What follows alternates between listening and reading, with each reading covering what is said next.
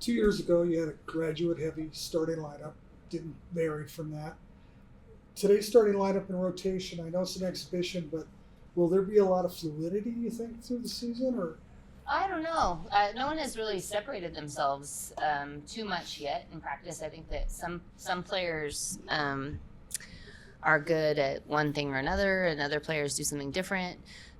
So outside, I would say that the group that starts the game is most versatile. They bring scoring and defending, or rebounding and scoring, or whatever that might be. After that, we have some great defenders, we have some great shooters, we have some formidable talkers, people who will run the floor.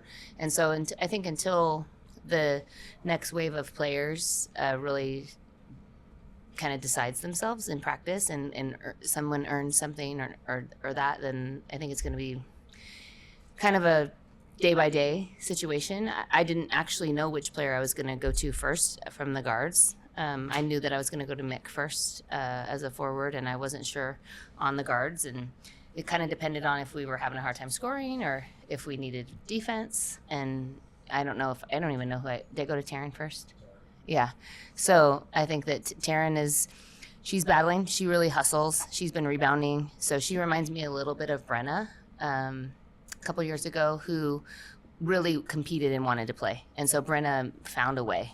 Obviously she was a phenomenal shooter. So I'm not going to, she was good enough anyway, but she did other stuff because she wanted to be on the court as much as possible. And Taryn looks like that sometimes. She's also a really good shooter, but she can guard, she's scrappy, she's rebounding. And so she's trying to find a way and to create some separation. And I think the others are trying to. It's just, we're not quite there yet.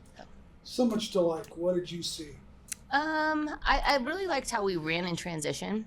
In our prior three, our closed door scrimmage, our fan fest, and our scrimmage against our practice players, I thought that we took breaks, both offensive transition and defensive transition. And we have a lot of players who can play, and so we really wanted to run the floor, and we wanted to get back and get matched up defensively. And besides one or two possessions where I thought we got a little bit lost defensively, I thought we, for the most part, got back. And offensively, we had four turnovers off of it, but we had 13 off transition baskets, which is a great number for us. And then I think there were 11 more. Take those 4 out. I don't know what the other 8 or 7 that we missed or what happened. Probably just missed shots. So I really liked how we ran the floor. I think when you're deep, you need to run. We're young. We don't have a lot of, we have a couple old ladies on there, but there's not a lot of ailments at this time. So we really wanted to run in transition. That was a good thing. Rebound-wise, I think that we imposed our will a little bit. We were just bigger and more diligent on the glass. So I think that we did a good job of that. Defended in space for the most part. They're all perimeter-oriented. They can all drive it. They can all shoot it. And so I think that besides one or two players, I think that we kept them in front for the most part. I know they got a couple fouls late, but, lots of things that you could be impressed by. You guys shot it really well from the free throw line. Is that something of a strength that you've noticed in practices that you guys want to take advantage of and be physical on the offensive end? Well, it's interesting because they've told us, the officials have indicated that you can now keep a hand on and you can do play a little bit more physically. They're not going to call some of those fouls away from the basket as much, but today it seemed like there was quite a few called. And we shoot free throws every day, but when the lights are on, it's very different. And I thought that they did. I think at one point we had rattled off 20 in a row. So our goal is to be 76, 77% from the field or from the free throw line, and we were 86 with a lot of free throws. So I think always a big part of that is getting your best free throw shooters to the line. And Lauren, Allie, Mick, Taylor, Z only got there twice, but they're all pretty good free throw shooters. So I think that that's going to be an area. If we can draw the fouls, I think we're going to score well from the free throw line. Do you feel ready for the start of the season on Friday, or do you wish you maybe had an extra week or two of practice? I will always take an extra week or two. I think I've been, with some health stuff, I've been laid up a little bit. And so it feels like finally I feel like I'm coaching my own team. Our first scrimmage, I felt like I was kind of coaching someone else's team because I hadn't worked with them individually as much. But we'll see. It's a process, and it's going to be that this year for sure. We're trying to figure ourselves out. We're trying to understand each other better. And North Dakota State is good. They return a lot of scoring. They return their best player, and they're going to be tough. And we're going to see. I think we're pretty good too. But we've only played one D1, so we'll have to figure it out and see if we can be flexible in game. Yeah, what can you learn about this team, once you get into the regular season that you can't learn in practice or even in exhibitions?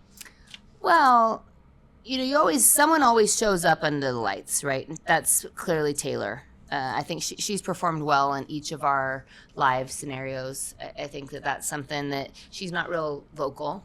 So I think that's a good thing to learn. I think when you face a little bit of adversity, how you respond is something that you can learn. You can't do that in practice. You can't simulate it. Sometimes people have rough days, but really it's not the same. There's nothing at risk or at stakes. So I think that's a big part of it, is just how we're going to respond. Our staff, what adjustments we're gonna make. We're trying to get better, even though we've been together for quite a while. And so, how can we adjust in game? Because the team that adjusts in game usually wins the game, and that's obviously the goal. Anyone else? For this game, at the beginning it was 12-12, and then you guys started to take control offensively and defensively. So you talked about adjustments. What was the focus or the emphasis to make the adjustment to go on a run and take control of the game? Yeah, it was rebounding and transition. We wanted to be decisive in those areas. We wanted to run harder for longer. That's a term that we've used for years. And I think our team, that third quarter was crazy. So we didn't give up any second chance points. We were just out to the races. Every time we got a defensive rebound, the stops help, right? Then you can transition. So I thought that was a big part of it. Plus, at that point, we got fouled quite a bit. So there was a lot of those free throws that came at that time. So that's nothing necessarily that we did, except for we took care of the ball and we were strong with it when we were dribbling places. And I think we were able to overwhelm them physically at that time.